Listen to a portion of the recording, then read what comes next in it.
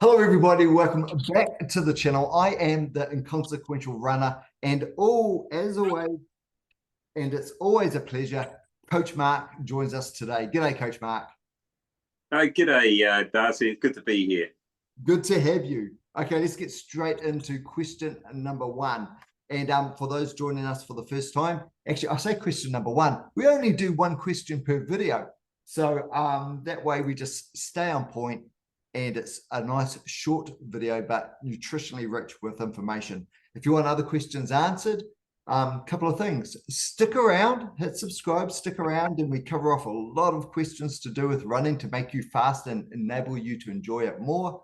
And if there's any questions you want asked of Coach Mark, just throw them in the comments below or drop us an email. All the details are in the show notes. And if you want to reach out, before I forget, to Coach Mark, his details also are in the show notes. So that little drop down screen just below this video, drop Coach Mark a line if you want Coach Mark to be your coach. So Coach Mark, I've got a question for you.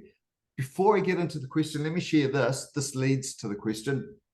I was, before all intense, heavily intense runs and stuff like that, always been doing a warm up. And maybe I've just been getting a little bit slack on easy runs, because when I see an easy run, I think, sweet, no worries. I don't need so much of a warm up, and maybe I don't know.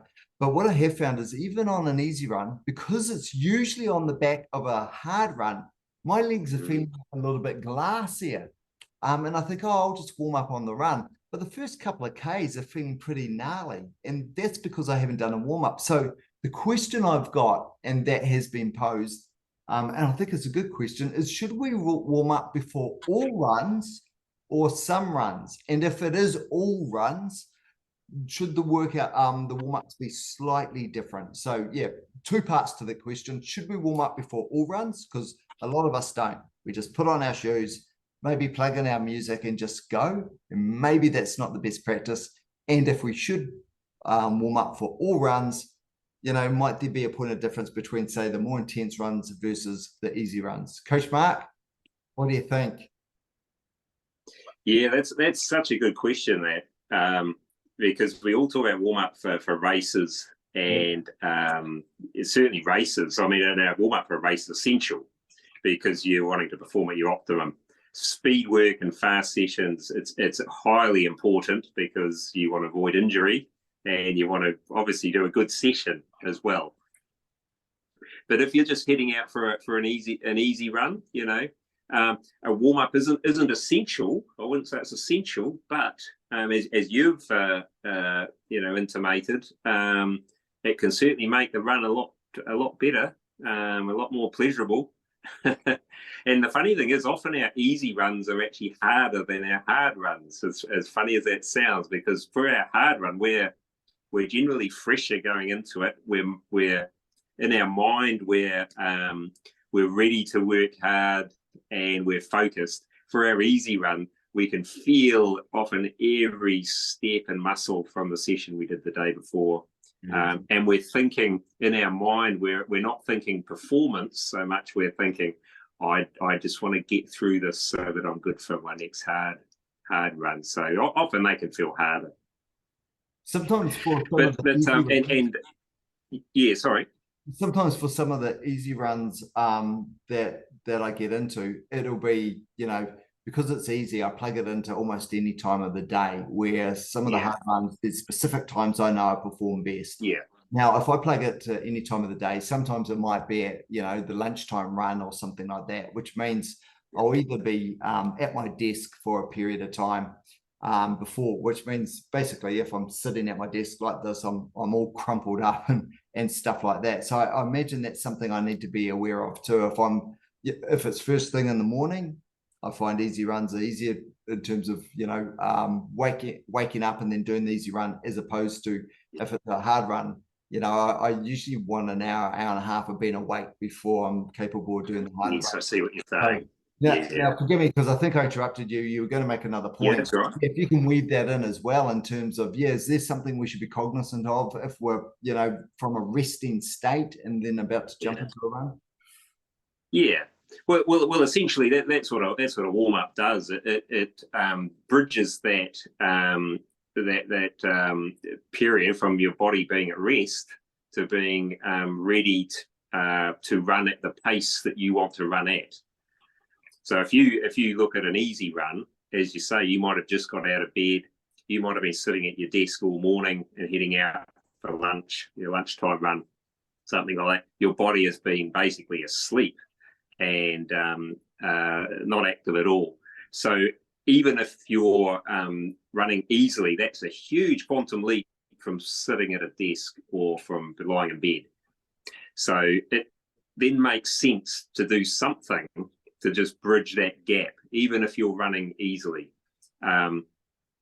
So you don't need to do such a vigorous or long warm-up, but I think it pays to do just some easy drills, range of movement type things, limbering, I guess, just to, no risk stuff. So not vigorous movements, but just something to get the hips and the muscles kind of moving. And then, starting with a brief walk and move into an easy run, use that first kilometre really to warm up before you're into your run. You're almost as though you're doing if you're doing a 40-minute run, you think, well, I'm doing a 10-minute warm up and a 30-minute, and then a 30-minute run. Think of it that way is quite a good way to do it. And what that does two things. It makes the run a lot more comfortable. You're going to run with better form the whole way. You're going to enjoy the run more. And you're going to eliminate the risk or reduce the risk of injury. Because if you're, again, you're going from a resting state to exercise without anything bridging that gap, it increases the risk of injury. Yeah. Without being overly simplistic,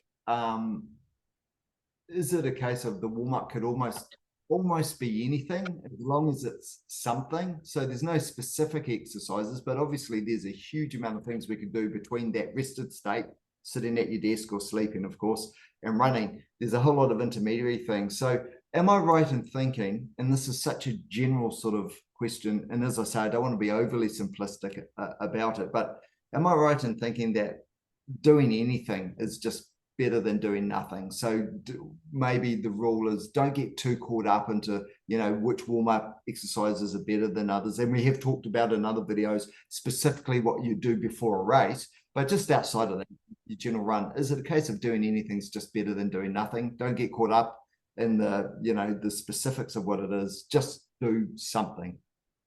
Yeah, that's right. I have just a few key exercises. I do the same thing every time, but just again because it actually makes it a bit easier rather than me thinking, oh, so what am I going to do to warm up? I just sort of do it. Takes me about 2 minutes, so it's 2 minutes well spent. Again, it doesn't have to be much because remembering after this, I'm just sort of jogging into my run, jogging into it and building up pace. But I start off. Just doing some easy squats, sort of half squats, because it just gets that whole sort of hinging mechanism of the hips and the knees and the ankles just moving. Yeah. Without anything much, 5 to 10 of those, and then I do some marches, and then I might do some real easy type skips, the sort of skip that you do if you're just doing it very lazily type of skip, not a sprinting skip. Again, just kind of, you're really just getting then a bit of spring in the ankles. That's all you're doing there. That's pretty much it. So you don't need to do much. Can I ask you this then? For those that don't have a warm-up routine, something that just activates their muscles, maybe they can take what you've just said there. So let me see if I've got this right. So start off with some squats, some half squats. Bounce out as many of those as you want. You'll know when you start to warm up, start to feel it.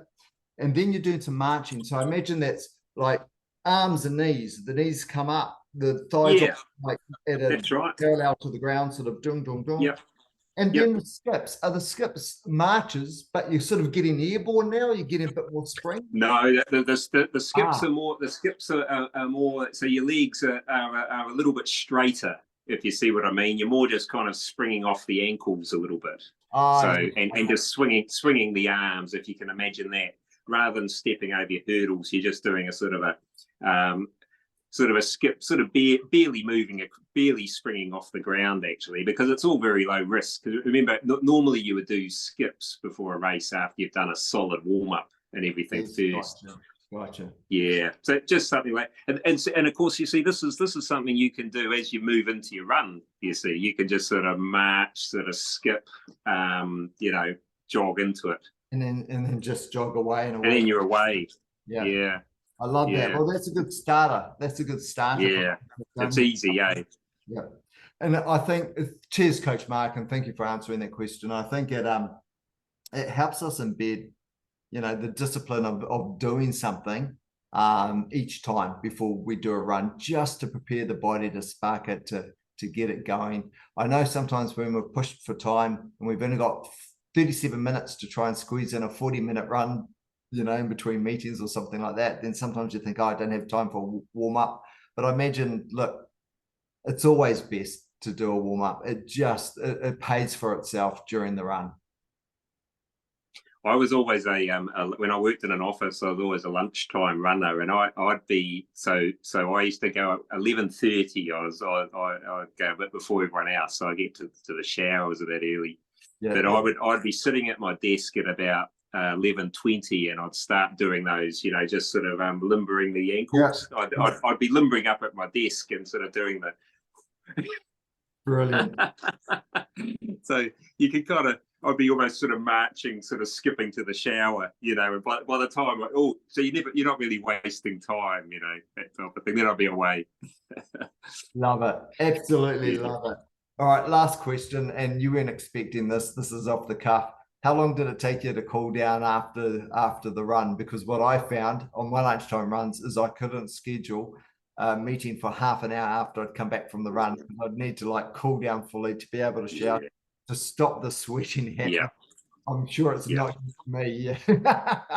Exactly the same. Exactly. And I probably had a similar problem because I wanted to use my whole lunch time for my run, which sort of, again, the cool down I was sort of trying to do at my desk.